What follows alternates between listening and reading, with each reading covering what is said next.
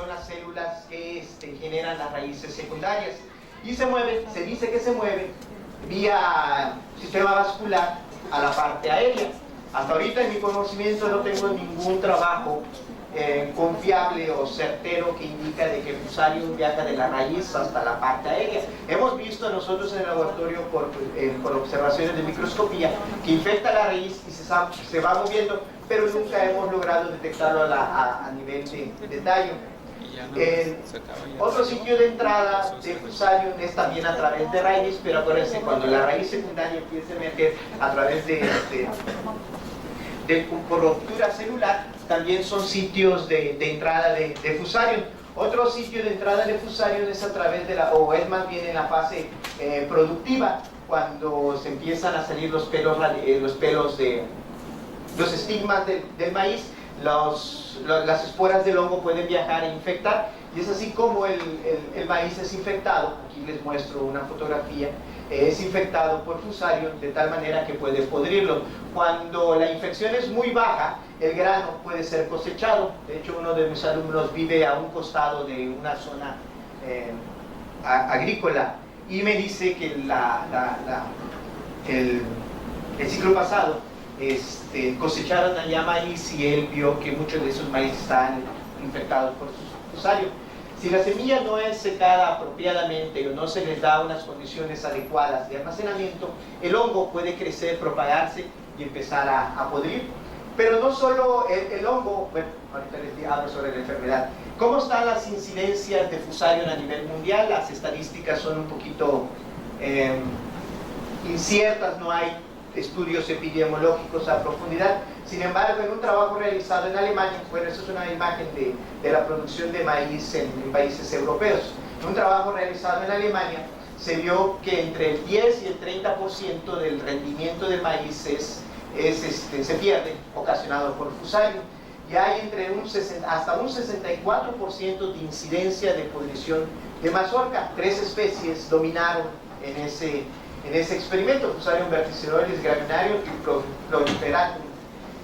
En México tenemos unas cuantas estadísticas, unos cuantos estudios muy importantes sobre la presencia de Fusarium. Por ejemplo, en el altiplano se pierden aproximadamente 3 millones de hectáreas de maíz, y hasta un 43% se pierden por pudrición de la mazorca ocasionada por Fusarium. En cuanto a Sinaloa, se han hecho estudios por Apodaca Sánchez y Quintero Benítez, en donde muestran que, perdónenme, mira.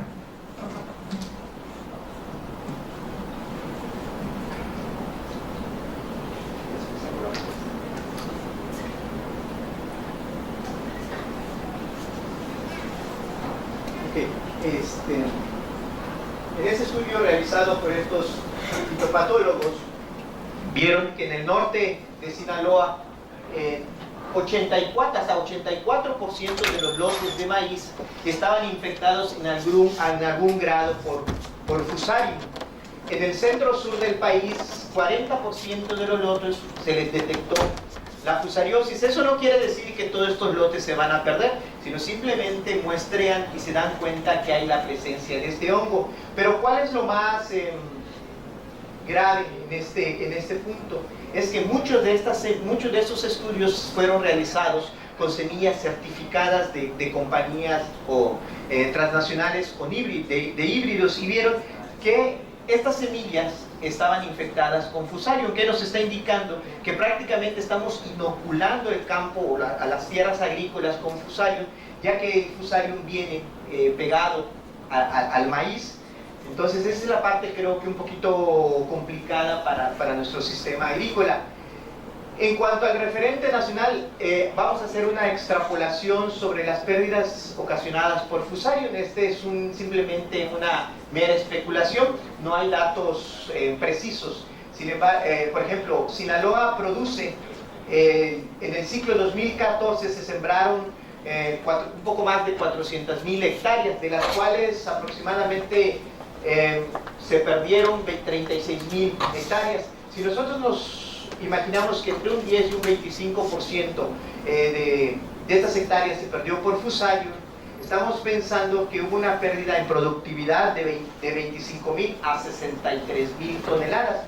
Esto estamos hablando de 80 a 210 millones de pesos, estamos hablando de 160 a 400 camionetas 2017 de a 500.000 pesos. Imagínense toda esa cantidad de dinero que se pierde ocasionado por Fusarium.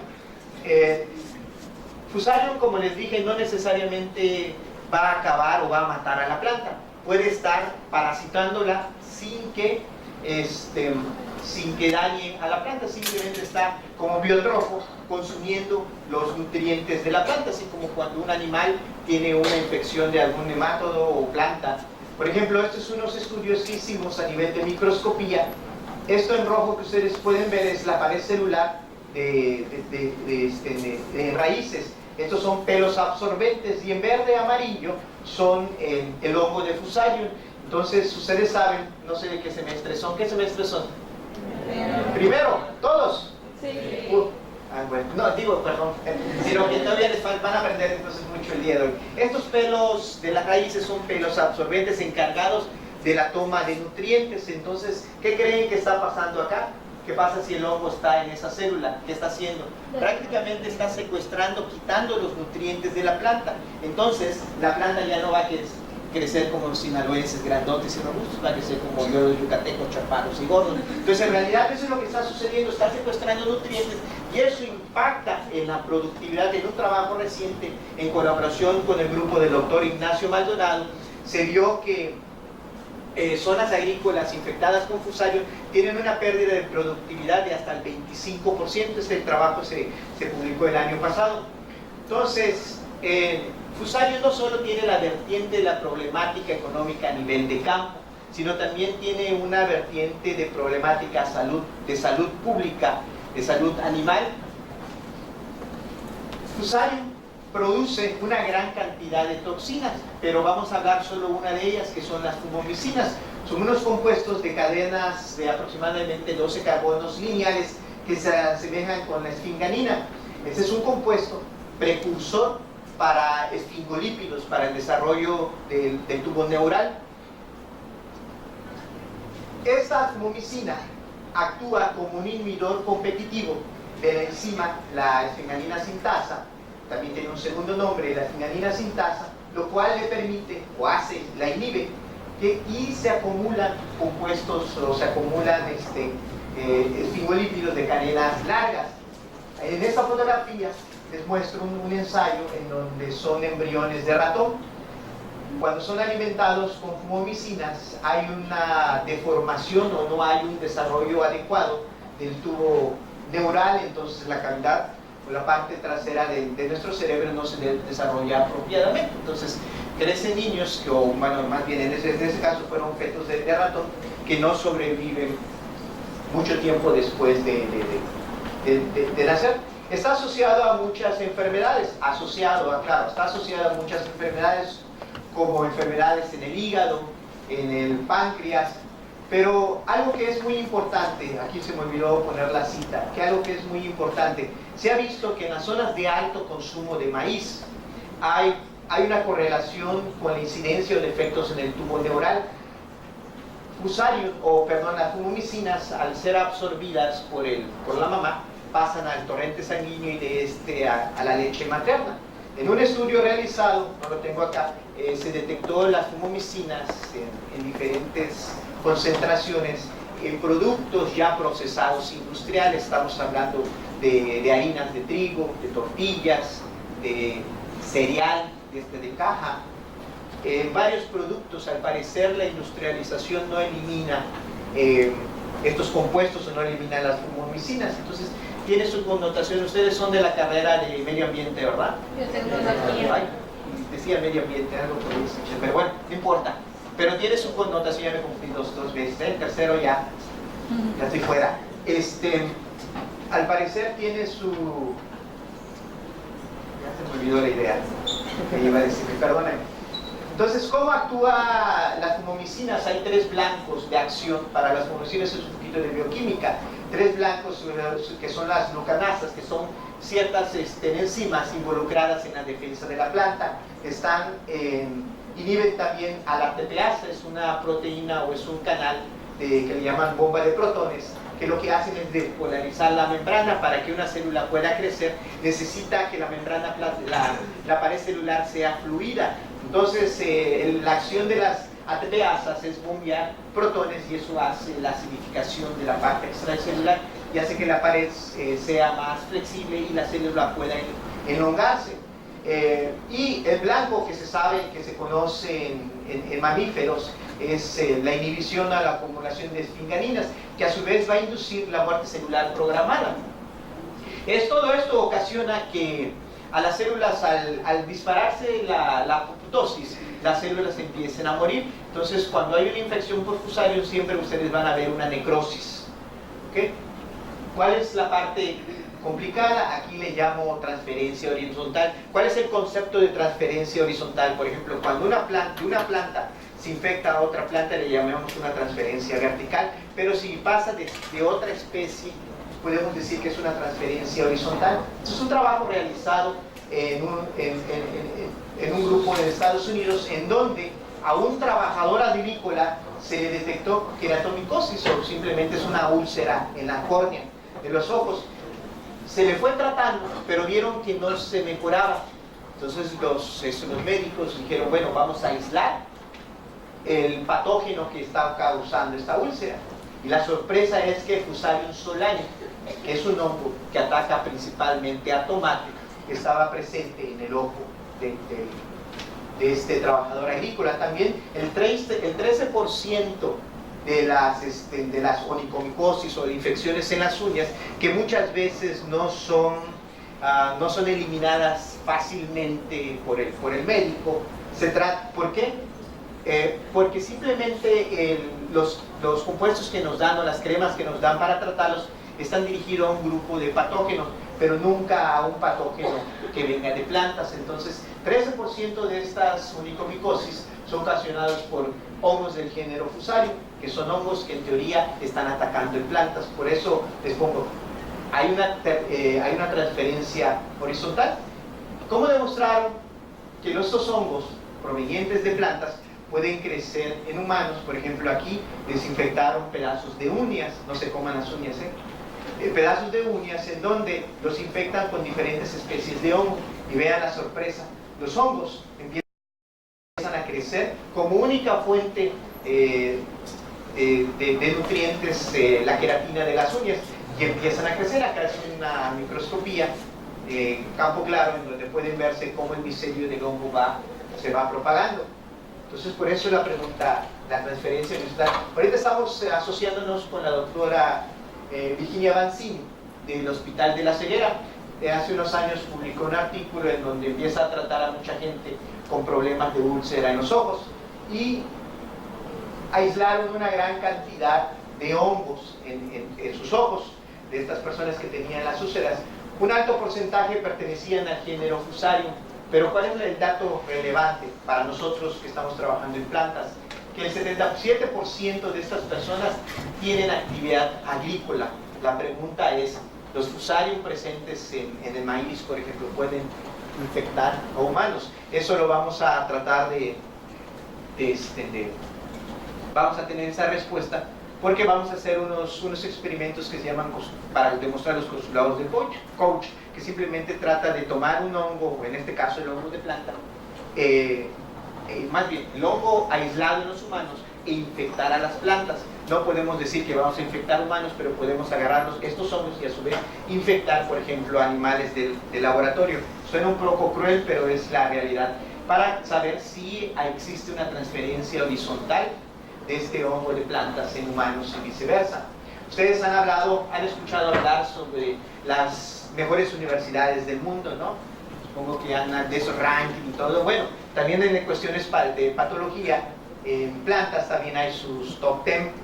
Por ejemplo, se les hizo preguntas a investigadores a nivel mundial de renombre, en donde cuáles creen que son los hongos más importantes para cuestiones agrícolas, y hacen su top 10, y la sorpresa es que 2 de estos hongos pertenecen al género Fusarium.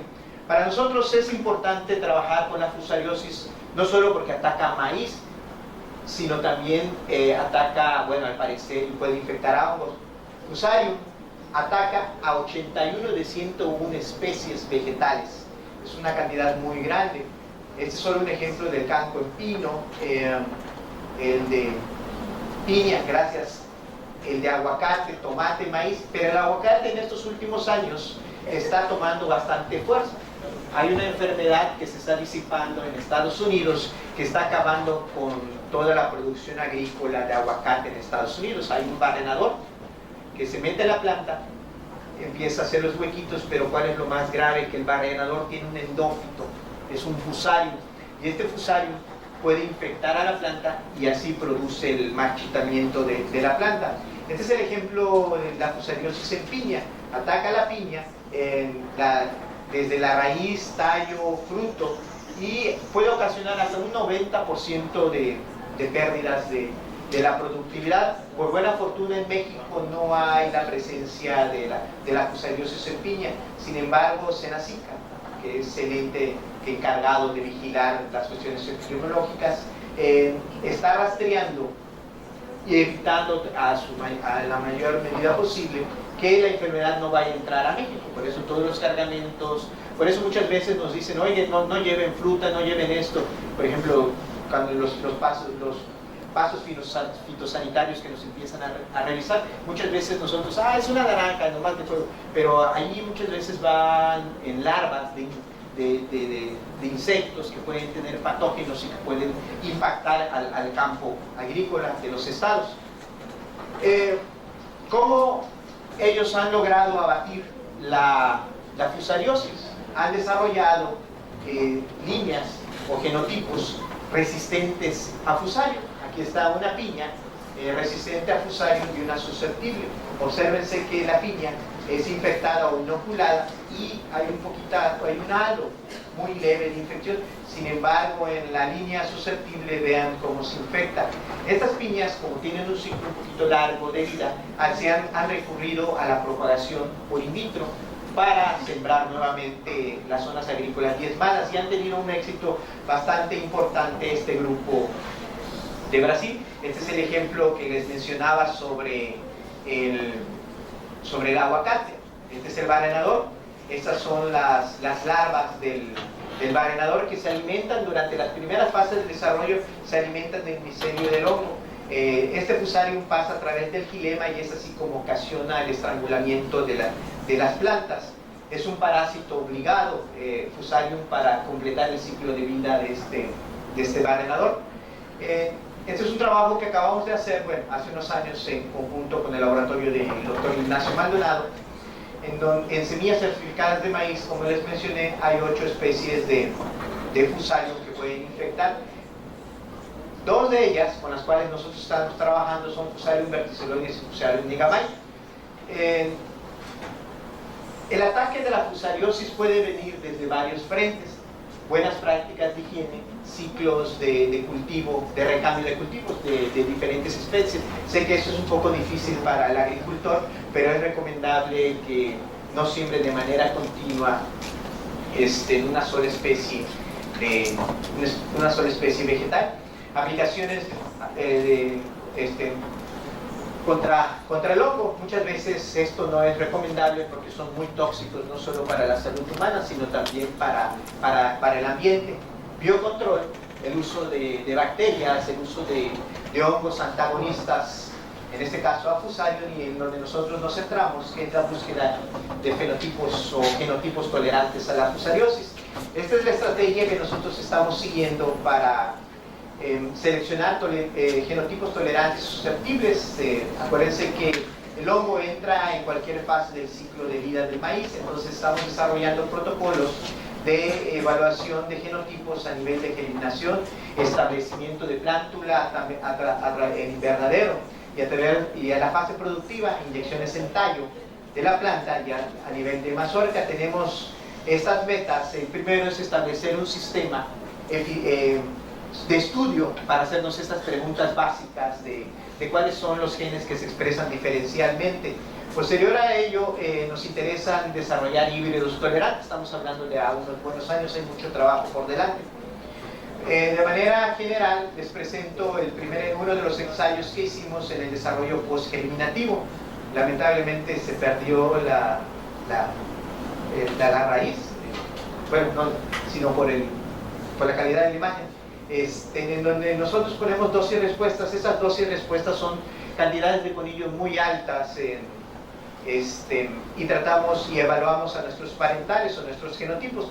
Lo que podemos ver de manera muy general es que el crecimiento de la parte aérea y la parte basal de estas semillas, o en este caso la raíz y los hipocótilos, suelen ser un poquito más alto que el testigo. Ustedes se preguntarán, pero bueno, ¿cómo eso es posible que la presencia de un hongo haga que estimule el crecimiento? Esto iría en contra de lo que se dice en la literatura sobre los hongos. Dicen que esos hongos inhiben el crecimiento de las raíces. Sin embargo, estos experimentos nosotros lo hemos hecho, la verdad, infinidad de veces. Ya hasta el estudiante de maestría que está involucrado en esta parte ya debe estar cansado, porque tenemos que estar seguros que los datos que presentamos son los adecuados y son los correctos.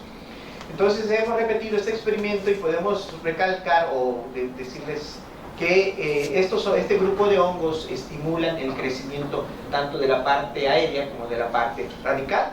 Como le explicamos, Fusarium, este grupo de Fusarium verticiloides y Fusarium negamae pertenece al complejo de hongos que se llaman Gibberellinas fusicuroi, y su nombre lo dice porque son un grupo de hongos que secretan gibberelinas, que es un regulador del crecimiento, prácticamente de la elongación celular. Aquí tenemos un experimento en donde ponemos al hongo en una mazorca, y vean cómo las semillas, antes de que lleguen a la fase de desecación, estas semillas empiezan a germinar. Esto se llama viviparismo. Entonces esto coincide con el hecho de que nuestras semillas tengan mayor crecimiento que los controles. Para el caso de los experimentos en establecimiento de plántula, pueden ustedes observar que el daño se da principalmente a nivel de raíz. Vean la necrosis, lamentablemente no se ve muy bien, pero vean la necrosis, aquí esta parte oscura, como hay un daño a nivel de raíz. Impacta también en la altura, en el grosor del tallo, e inclusive en las variables de capacidad fotosintética. No lo hemos medido, eso es algo que vamos a hacer próximamente, pero cuando nosotros empezamos a ver las tonalidades del verde de estas plántulas, estos verdes suelen ser un verde más pálido, lo que nos sugiere que hay un impacto sobre la producción de clorofila. Esta es la parte estadística en donde nosotros podemos ver dos grupos. Aquí solo le estoy mostrando dos genotipos de maíz. Hemos evaluado decenas de genotipos de maíz para la búsqueda de líneas tolerantes y susceptibles. En este caso, observen cómo la severidad, que es el daño que ocasiona este hongo al crecimiento en plántula, podemos identificar dos grupos, estadísticamente hablando, dos grupos dos genotipos, uno susceptible y uno tolerante. Aquí es severidad, esta escala está mal, bueno, esta etiqueta de la escala está mal, pero mientras menos crezca, quiere decir que más aguanta la presencia del hongo. Mientras que en el caso de la altura, vean, se invierte. ¿Por qué? Porque es de esperarse que las líneas tolerantes tengan mejor crecimiento que las líneas susceptibles.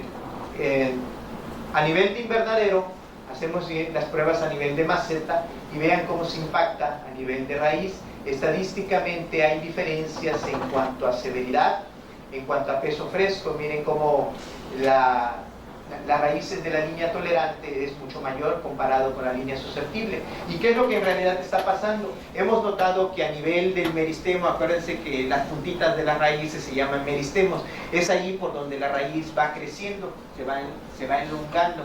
En las líneas susceptibles hemos visto que los meristemos suelen necrosarse. ¿Y qué significa eso? Que hay un agotamiento del crecimiento de la raíz, por eso tienden a ser mucho más cortas en comparación de la línea tolerante. ¿Qué pasa a nivel de productividad? Esos fueron ensayos en mazorca en los que nosotros inyectamos al hongo, y vean, por ejemplo, en la fase, en la línea susceptible, cómo hay una pudrición de la mazorca. Inclusive el olote aquí no se nota, pero aquí hay zonas más oscuras, el olote prácticamente queda podrido. Esta es una línea que es susceptible, pero hay otras líneas que totalmente se pudre toda la mazorca, inclusive quedan negras totalmente. Estas son las semillas alrededor de los sitios de inyección en donde hay mayor número de semillas que sufren daño. No hubo diferencias significativas en la longitud de la mazorca total o número total de granos y peso de granos.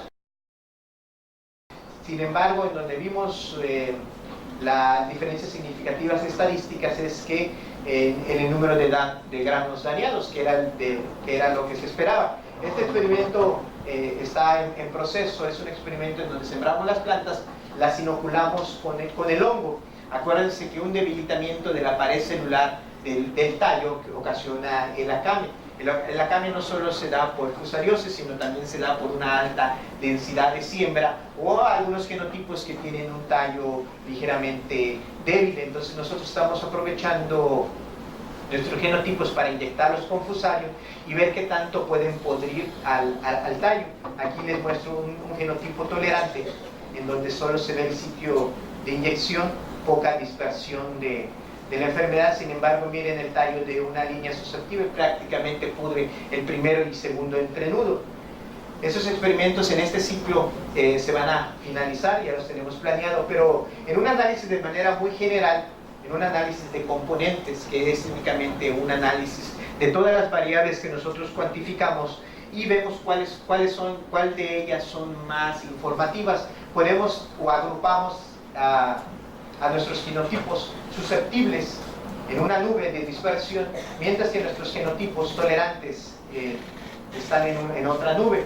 Esto nos sugiere que en realidad los ensayos que estamos haciendo y los parámetros evaluados nos están pudiendo discernir genotipos tolerantes y susceptibles. Simplemente este es un regráfico del anterior, en donde solo evaluamos o graficamos las tres variables más importantes, con el cual explicamos el 96% de la enfermedad en las líneas tolerantes y las líneas susceptibles. Aquí no están graficados todos, esos datos prácticamente están calientes porque me lo mandó Shamir, quien es mi alumno involucrado fuertemente en esta parte.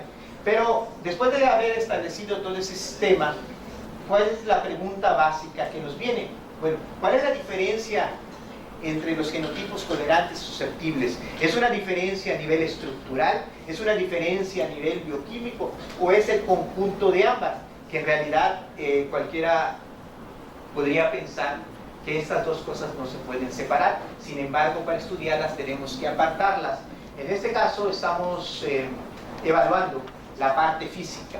Imagínense la célula como una casa construida con concreto o construida con plafón. Lo mismo, ese es el ejemplo que puedo darles. Imagínense la estructura de una línea tolerante o susceptible, y eso le puede permitir al hongo que infecte muy fácil o que vaya más lento en su infección. Entonces hicimos unos ensayos, unas tinciones específicas en donde nosotros podemos observar a la línea susceptible.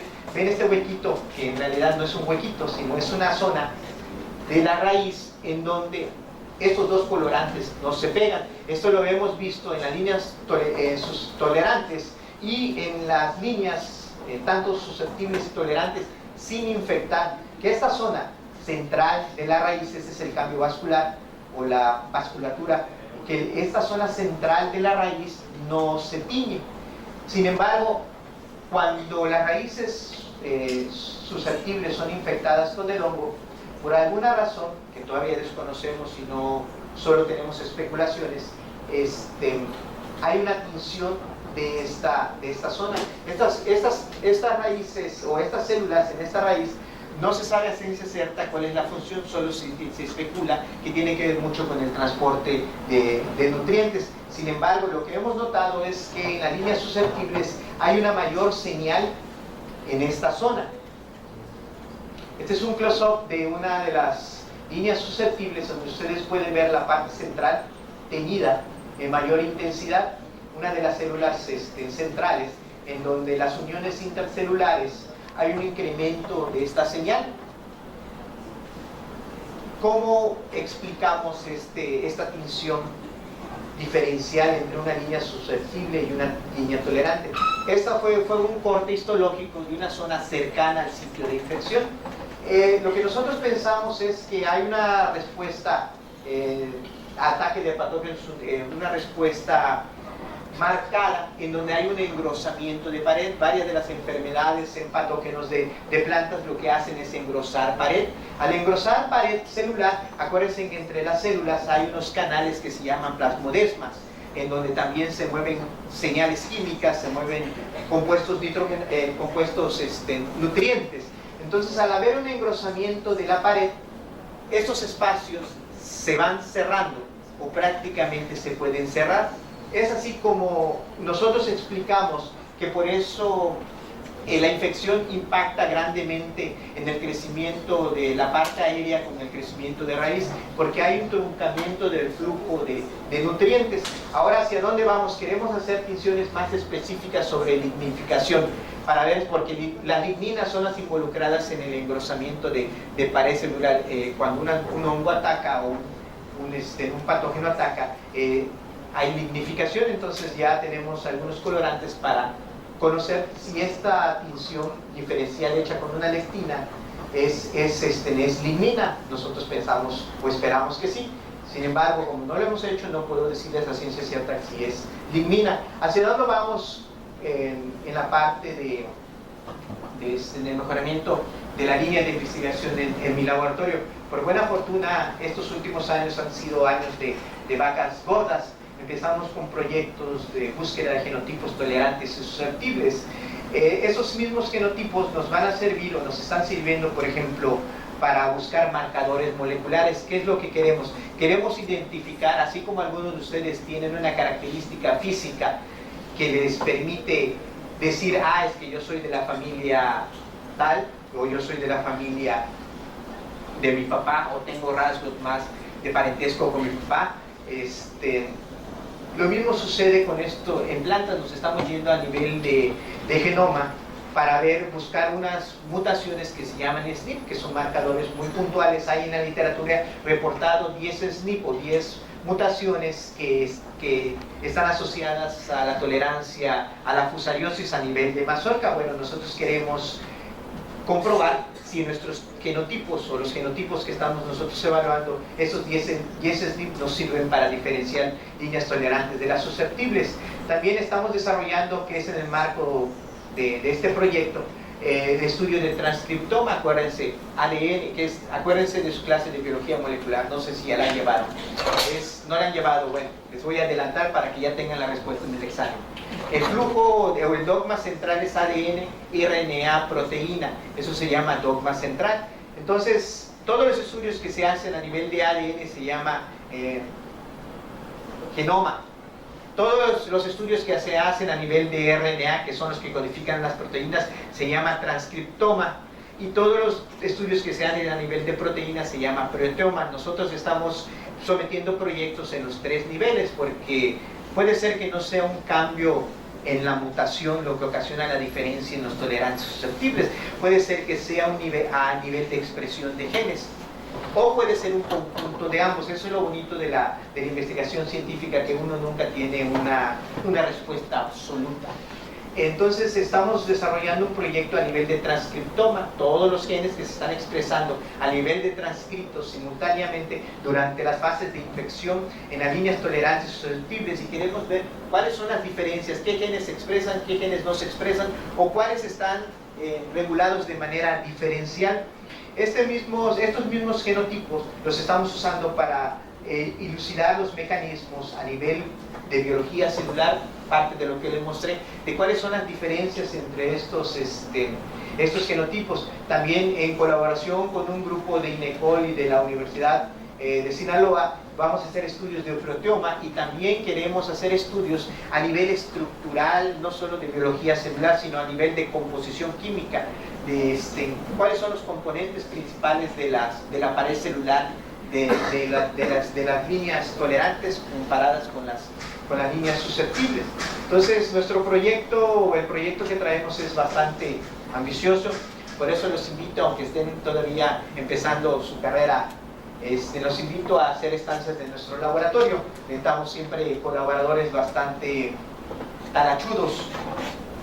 Les aprovecho también para hacerles un pequeño comercial. Tenemos un laboratorio de microscopía, uno de los más equipados probablemente de esta zona, donde tenemos un microscopio confocal. Es un microscopio que cae dentro de la categoría de los microscopios de campo claro. Esto que ustedes ven acá es la fotografía de una bacteria. Normalmente nosotros podemos verla así. Sin embargo, el equipo tiene una resolución tal que podemos hacer acercamientos de la bacteria, inclusive a nivel de nanómetros. Esta pared tiene aproximadamente 200 nanómetros. Entonces, esa es la resolución que tiene nuestro equipo. Es un equipo bastante potente y los invito a que le digan a sus maestros de biología celular o de cualquier maestro que nos hagan visitas allá en el CIDIR para que nosotros podamos mostrarle los equipos que tenemos y ustedes puedan hacer estancias de investigación en el CIDIR. Bueno, ya para finalizar, agradecimientos. Todos los proyectos en realidad están desarrollados gracias a la gente que se involucra en ellos, principalmente los alumnos. Aquí en especial a Shamir, quien es el estudiante de maestría desarrollando mucho de la parte fisiológica, la maestra Luz María, quien está desarrollando la parte de biología molecular, una chica de la Universidad Michoacana, Vianey, una chica que ha hecho varias instancias en nuestro laboratorio. Al parecer le ha gustado la línea de investigación que estamos desarrollando, está haciendo estancias de investigación en los veranos, y ella ha desarrollado mucho de la parte también fisiológica en conjunto con Shamir, y los demás que también han pasado en estancias, tesis, y cada uno de ellos ha puesto su granito de arena en la plática que les he dado. Y también una parte de agradecimiento a nuestros colaboradores. Nacho Maldonado es un colaborador que es prácticamente mi vecino de laboratorio, quien hacemos la parte del hongo, al doctor Neriel en el INECOL, con el que estamos haciendo la parte de proteómica y de NHR, y al doctor Ramón la parte de bioinformática, Luz María, bueno, ya le mencioné. Y también, bueno, esta investigación ha sido desarrollada gracias a fondos públicos, también fondos privados, que hemos otorgado becas a los alumnos. Bueno, espero no haberles aburrido. Sé que algunos se durmieron, pero no importa, ahorita les hago alguna pregunta y van a despertar. Les agradezco mucho y no sé si tienen alguna pregunta. Okay, bien, vamos a las preguntas y luego los aplausos, ¿no? A lo que va, entonces, ¿crees que ya va a ser posible el sembrar el maíz transgénico aquí en México? Porque he entendido que no se... No, eso no es maíz transgénico. ¿Es maíz transgénico? No, bueno, nosotros estamos haciendo este estudio de la fusariosis como tradicionalmente se hace, a través de cruzas, a través de retrocruzas, a través de líneas endogámicas que son la cruza del mismo genotipo. Estos no son transgénicos, son maíces cruzados como se hace tradicionalmente, solo que los estamos empatando con estudios de biología molecular para que de eso no les he hablado, no les platiqué, pero para que nos permita desarrollar una herramienta para mejoramiento genético asistido. ¿Qué quiere decir eso? Que si nosotros logramos identificar estos marcadores de tolerancia a fusariosis, imagínate, ya no tenemos que ir a nuestros ensayos a nivel de mazorca para saber si tolera o no. Si nosotros tenemos un buen marcador que cosegregue con la tolerancia a la fusariosis, nosotros podemos evaluar al genotipo desde que es semilla. Agarramos la semilla, le extraemos un poquito de ADN, evaluamos si es tolerante a la fusariosis, y si es, continuamos con el estudio. Si no es, pues simplemente la ponemos a un ladito porque sabemos que no cumple con los requisitos que nosotros queremos. Se llama programa de mejoramiento genético asistido, que es lo que estamos tratando de implementar a mediano o largo plazo. Esto lo están haciendo las compañías transnacionales, usan la biología molecular como una herramienta para el mejoramiento asistido. Acorta mucho el mejoramiento. Por ejemplo, tradicionalmente se requieren 8 ciclos de cultivo para hacer cruzas endogámicas. Con estas herramientas puedes disminuirte, acopladas a otras técnicas, puedes disminuirte de 8 a 2 ciclos de cultivo para generar líneas endogámicas. Imagínate el tiempo, y no solo el tiempo, sino además el costo que tú te ahorras en esa parte. ¿Hay algún método químico biológico de detener la aparición de fusarios? Fusariosis. Hay químicos que inhiben el desarrollo del hongo. No sé si han visto que muchas de las semillas comerciales vienen rojas, vienen azulitas, están recubiertas de antifúngicos, pero esos antifúngicos son muy tóxicos para el ambiente, también son tóxicos para el humano. O sea, sí existen métodos en el caso químico. También no hay método, hasta donde recuerdo, un método biológico para contrarrestar, comercialmente hablando, para contrarrestar la propagación de la fusariosis. Sin embargo, en el grupo del doctor Ignacio Maldonado están desarrollando un biofertilizante, específicamente la bacteria que les mostré ahorita en el close-up.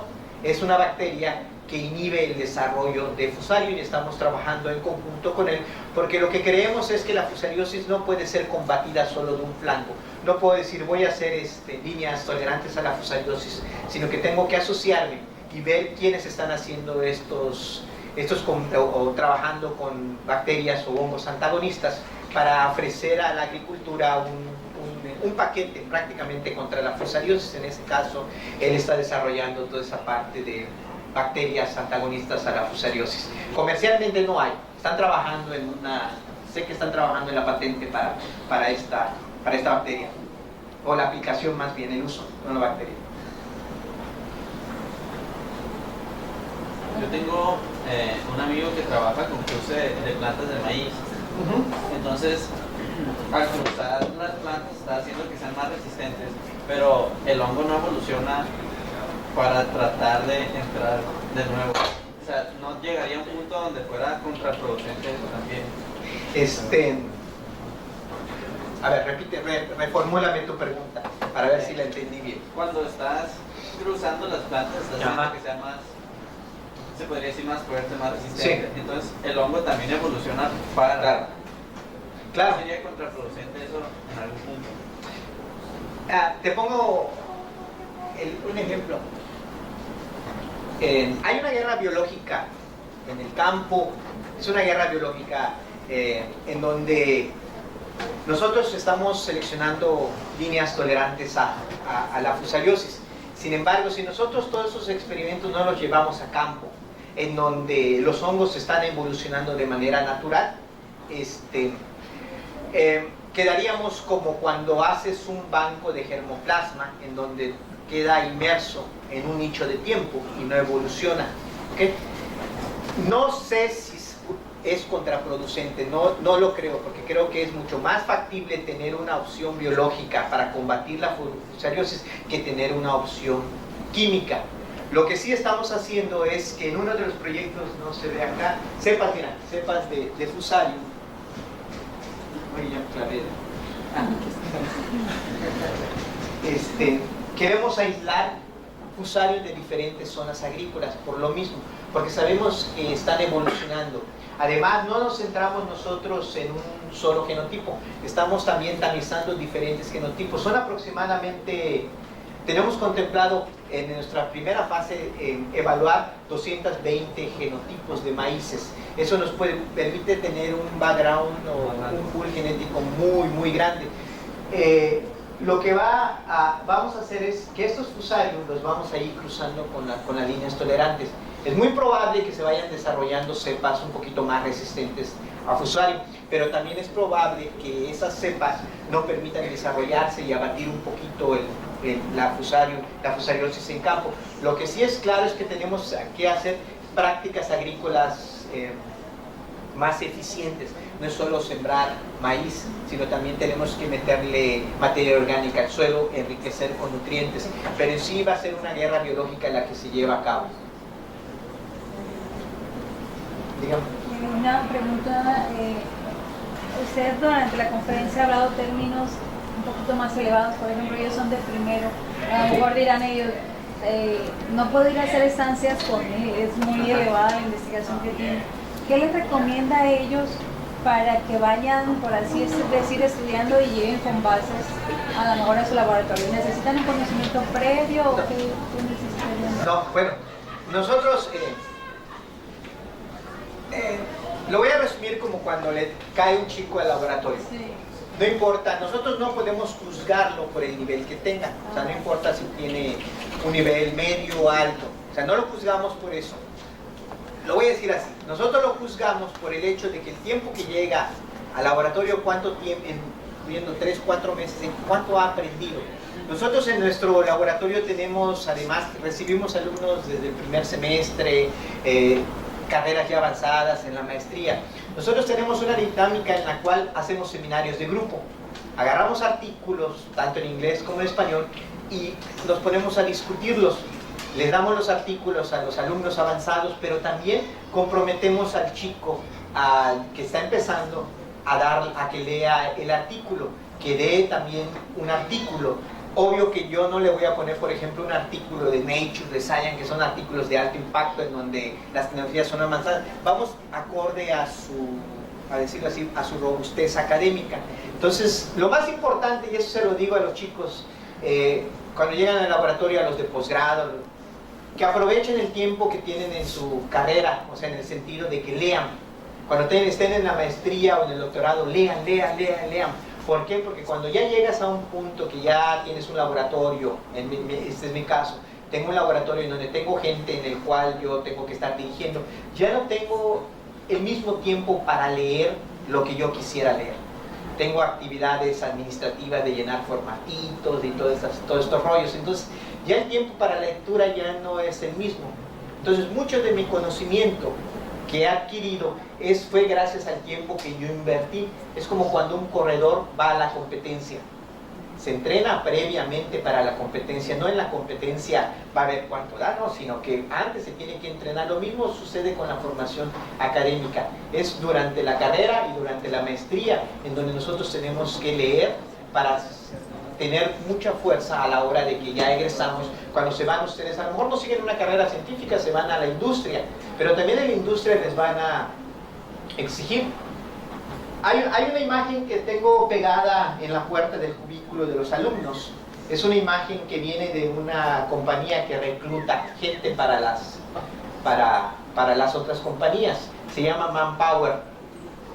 Y tiene 10 habilidades que requiere un profesionista para el 2020. O sea, que eso a ustedes les va a tocar. Esas 10 habilidades, la primera y la más importante es la resolución de problemas. Ya no es como antes de decir, solo basta el conocimiento y ya la hice. No es cierto. Ahora se necesita el conocimiento, pero además se necesitan ciertas habilidades y entre esas resolver problemas. Entonces lo que yo le digo a mis alumnos es que nosotros tenemos que convertirnos en resolvedores de problemas. ¿Por qué? Porque si yo soy un jefe en la compañía y me llega un chico que lejos de resolverme los problemas me da lata, la compañía lo va a despedir. Entonces, si ustedes resuelven los problemas a la compañía, van a ir escalando en la jerarquía. ¿Y eso qué significa? Que van a ganar mucho más, no se van a conformar con los 10,000 pesos, los 15,000 pesos, pueden ganar 50, 100, 300,000 pesos al mes, pero eso depende de qué tan buenos son ustedes resolviendo problemas. Y esa imagen está la sacó esta compañía, se llama Manpower, y esa es la primera, resolución de problemas. Por eso ustedes tienen que convertirse en resolvedores de problemas. Y eso es lo primero que yo les digo. Bueno, aquí nos tenemos que convertir en resolvedores de problemas.